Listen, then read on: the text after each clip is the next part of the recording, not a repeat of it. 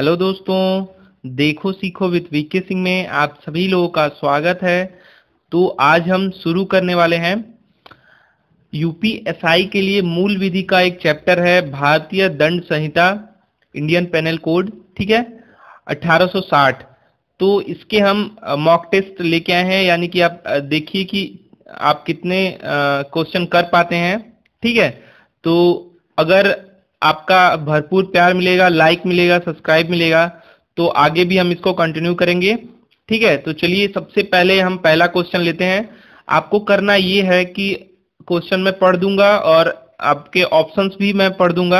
आपको जैसे कि मान लीजिए 1 नंबर क्वेश्चन है, ठीक है, तो उसका आंसर अगर बी होता है, सी होता है या ए होता है, तो आपको 1 का ए कमेंट में लिखना है। ठीक है, फिर उसके बाद मैं उसका आंसर बताऊंगा। तो चलिए सबसे पहले पहला क्वेश्चन लेते हैं, और लास्ट में भी आप पूरे जब क्वेश्चन खत्म हो जाएंगे तो आप बताइएगा कि आपके कितने क्वेश्चन सही हुए हैं कमेंट में। ठीक है, तो चलिए सबसे पहले पहला क्वेश्चन ले लेते हैं। पहला क्वेश्चन है हमारा, भारतीय दंड संहिता 1860 के प्रारूप को तैयार करने वाले व्यक्ति का नाम बताइए। ठीक है, भारतीय दंड संहिता 1860 के प्रारूप को तैयार करने वाले व्यक्ति का नाम बताइए। तो ऑप्शन ए में आपका है लॉर्ड मैकाले, बी में आपका लॉर्ड कर्जन, सी में आपका है मोतीलाल नेहरू, और डी में आपका है लॉर्ड मिंटो। तो आप अपना आंसर दीजिए। अभी थोड़ी देर बाद मैं बताऊंगा कि इसका आंसर क्या होगा। जल्दी जल्दी अपने आंसर लिखिए कमेंट में। तो आशा करते हैं कि आप आंसर एक चूज कर चुके होंगे। तो चलिए बताते हैं, इसका आंसर होगा लॉर्ड मैकाले। ठीक है, चलिए दूसरा नंबर क्वेश्चन लेते हैं। अब बताने के लिए तैयार रहिएगा। दूसरा नंबर क्वेश्चन लेते हैं, भारतीय दंड संहिता 1860 में धाराओं एवं अध्यायों की कुल संख्या कितनी है? यानी कि जो धारा है और जो पाठ है, अध्याय जो है, उनकी संख्या कितनी है? तो ऑप्शन ए आपका है 428 धाराएं और 22 अध्याय, बी आपका है 511 धाराएं और 23 अध्याय, सी आपका है 515 धाराएं और 24 अध्याय, डी आपका है 482 धाराएं और 21 अध्याय। जल्दी से अपने आंसर दीजिए आप। ए दो का ए बी सी डी क्या होगा, फिर मैं आंसर बताता हूं आपको। तो आशा करते हैं कि आप चूज कर चुके होंगे अपने आंसर को, अपने आंसर की को। तो इसका आंसर है बी, भारतीय दंड संहिता 1860 में 511 धाराएं और 23 अध्याय हैं। ठीक है, तो चलिए लेते हैं नेक्स्ट क्वेश्चन, तीसरा क्वेश्चन। तीसरा क्वेश्चन है, वर्तमान दंड संहिता को कौन सी तारीख को लागू किया गया है? जो इंडियन पेनल कोड है उसको किस तारीख को, मतलब कब से वो लागू है? ठीक है, तो आपको बताना है। ए है आपका 15 अगस्त 1947, बी है आपका 26 जनवरी 1950, सी है आपका 6 अक्टूबर 1860, और डी आपका है 1 जनवरी 1862। जल्दी से आप अपने आंसर लिखिए, जल्दी कीजिए। तो आंसर होगा इसका, आंसर इसका होगा डी, 1 जनवरी 1862। तो इसको आप ऐसे याद कर सकते हैं। देखिए, याद तो कुछ नहीं करना है। 1 जनवरी तो जानते हैं पहला दिन होता है साल का, ठीक है, और 62 तो 1860 है इंडियन पेनल कोड, तो आप 62 2 वर्ष बाद लागू हुआ। ठीक है, आप ऐसे याद कर सकते हैं। चलिए चौथा नंबर क्वेश्चन ले लेते हैं। चौथा नंबर क्वेश्चन है, भारत के किस राज्य में भारतीय दंड संहिता लागू नहीं होती है? तो ये सभी लोग बता सकते हैं। चलिए option A Nagaland, B Arunachal Pradesh, C है जम्मू एंड कश्मीर, जम्मू एवं कश्मीर, और डी है आपका पंजाब। तो जल्दी से आप अपने आंसर डालिए, जल्दी लिखिए कमेंट में। तो इसका आंसर मैं बता दे रहा हूं, इसका आंसर सी होगा, जम्मू एंड कश्मीर। और पांचवा क्वेश्चन ले लेते हैं।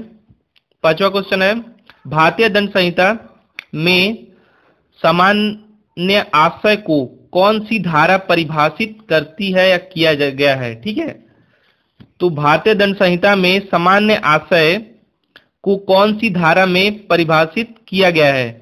तो ए आपका है धारा 33, बी आपका है धारा 34, सी आपका है धारा 35 और डी आपका है धारा 141। तो आप जल्दी से अपने आंसर लिखिए।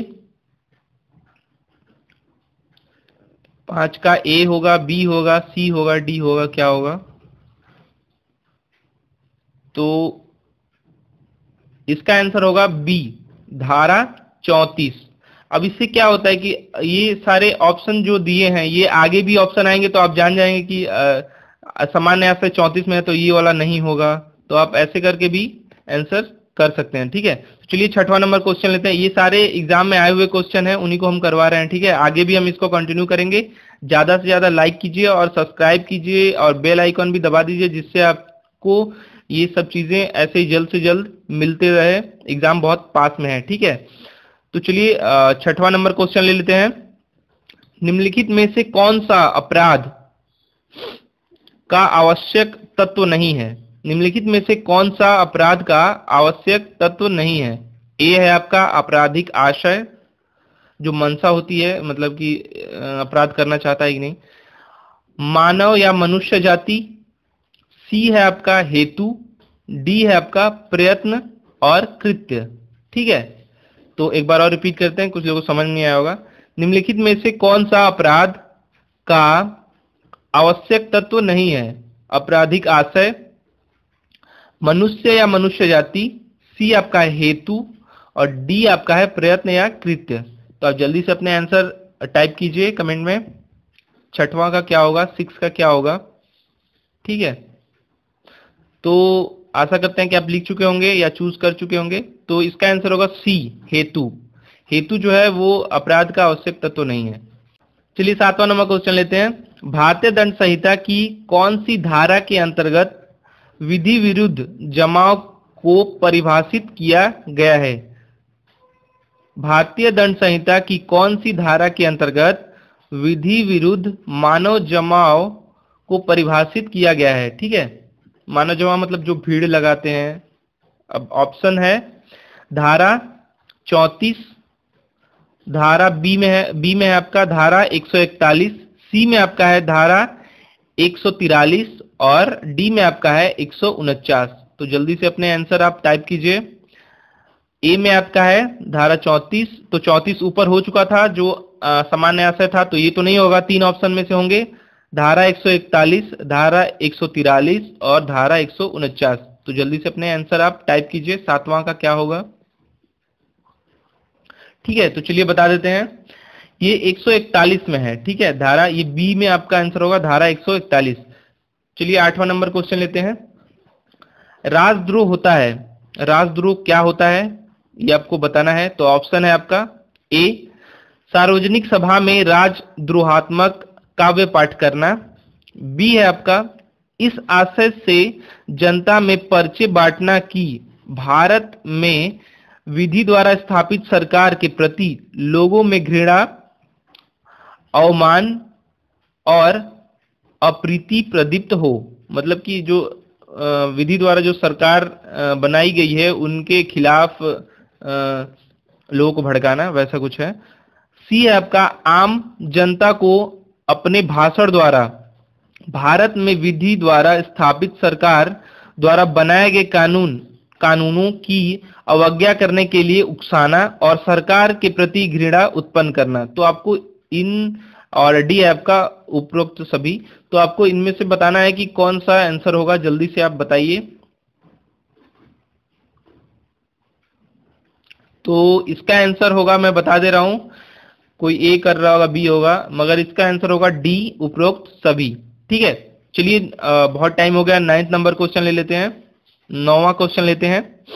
भारतीय दंड संहिता में दंगा को कौन सी धारा के अंतर्गत परिभाषित किया गया है? जो दंगा है उसको कौन सी धारा के अंतर्गत रखा गया या परिभाषित किया गया है, ठीक है। तो धारा नंबर 141, तो यहाँ पे था जमाव, जो 5-6 लोग 7 लोग रहते हैं उसको बोलते हैं। तो ये नहीं होगा, ठीक है, क्योंकि पीछे आ चुका है।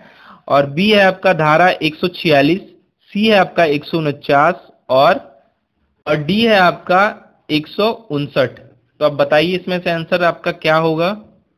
जल्दी से आप अपने आंसर टाइप कीजिए और मैं बताऊंगा इसका आंसर, और जल्दी से आप ये भी टाइप कीजिएगा कि आपको ये प्रैक्टिस सेट कैसा लगा। इसका आंसर होगा डी, 159।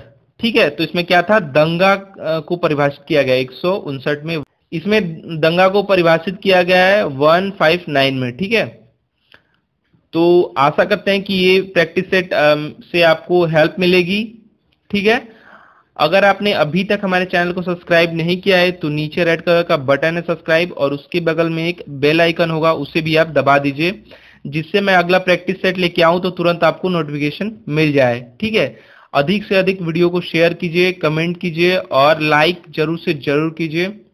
ठीक है, मैं नेक्स्ट प्रैक्टिस सेट लेके आऊंगा, मॉक टेस्ट लेके आऊंगा, और भी क्वेश्चंस लेंगे और पूरा कवर अप करेंगे अगर आप लोग का ऐसे ही लाइक और प्यार मिलता रहेगा। ठीक है, हमारा वीडियो देखने के लिए धन्यवाद। आपका दिन शुभ हो।